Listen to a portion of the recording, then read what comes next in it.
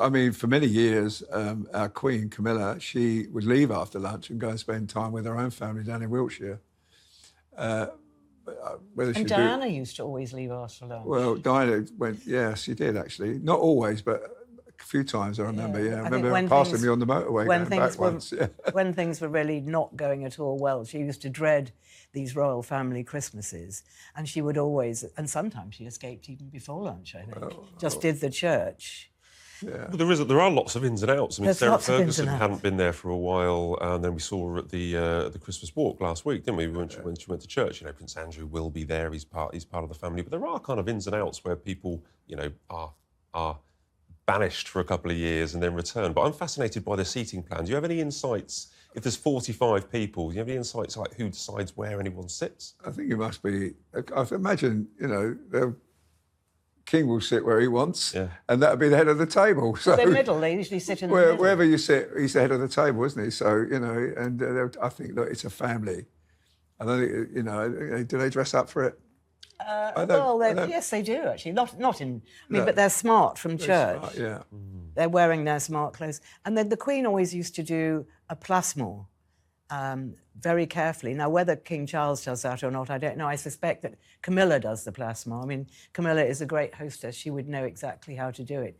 So it's much easier when you've got that many people to have, they'd have their names on a board. Right. Not a board like we see at sort of events, but like a beautiful leather board, and you slide the names in and out.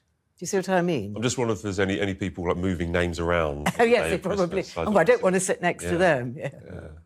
No, it'll be very exciting. Obviously, you'll be there on Christmas Day. Well, as many years I do it. I mean, one year I remember we were up there and it was Zara Phillips had a tongue piercer with a stud. And everybody's desperate. We're all desperate to get this picture of the tongue, you see. And then I'm driving back to London and the office rang and said, have you got a picture of Princess Anne? I said, no, the story's about Zara Phillips and the stud. No, have you got a picture of Princess Anne? So I said, no, and I got on the phone, rang all the other photographers. Have you got a Princess Anne? I rang the guy from the Mail. He said, no, it's all about Zara Phillips. I said, no, but have you got Princess Anne? No. Rang the Mirror, rang the Express, no. And apparently it turned out that as she got a bouquet, Princess Anne, as she got a bouquet of one of the visitors, she said, I've been up all night making this for you. And Princess Anne said, you must be mad. And that was the story, And although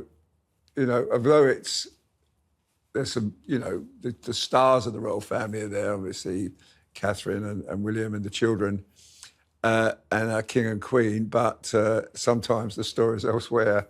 And I missed it, I'm afraid, but someone got a picture somewhere. That's got to be a first, Arthur. Well, no, I wished it was, but it's not. But no, the amazing thing is that when I've been there, that people are there from about 5, 6 o'clock in the morning. People come from, I've met people from America and Canada that have come over. There's a big Air Force base near there as well, American Air Force Base. They come from there, yeah. But it is a great day. I quite enjoy it. It's a great occasion. Everybody's very festive. What do you do afterwards, Arthur? Do you go and have a drink with everybody? No, I go and see a family that I've known up there for years.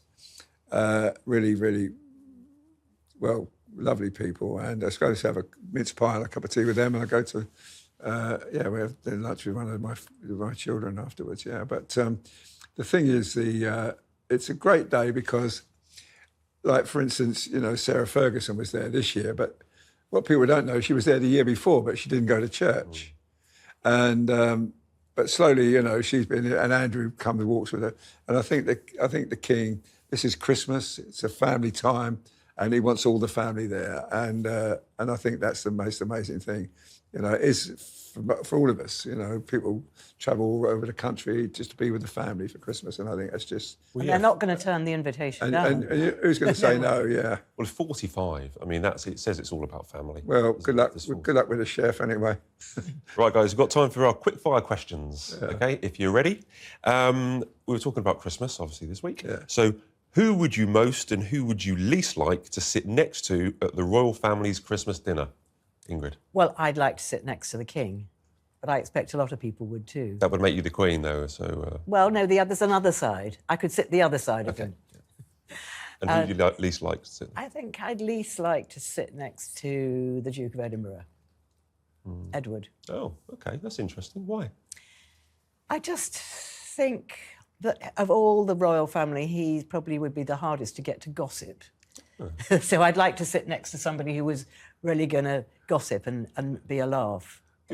I'll tell you someone who I wouldn't want to sit next to, Princess Anne, because she never said a word to me in all the 45 years I've been working with her.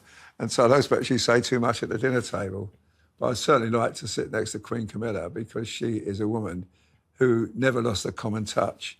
And she would know what was good on television she'd watch, and we should discuss some series she'd be watching, and it'd be very interesting. She'd be interested in what you do as well and what you're doing. And so I'd love Queen Camilla and probably Princess Anne if I pulled the short straw.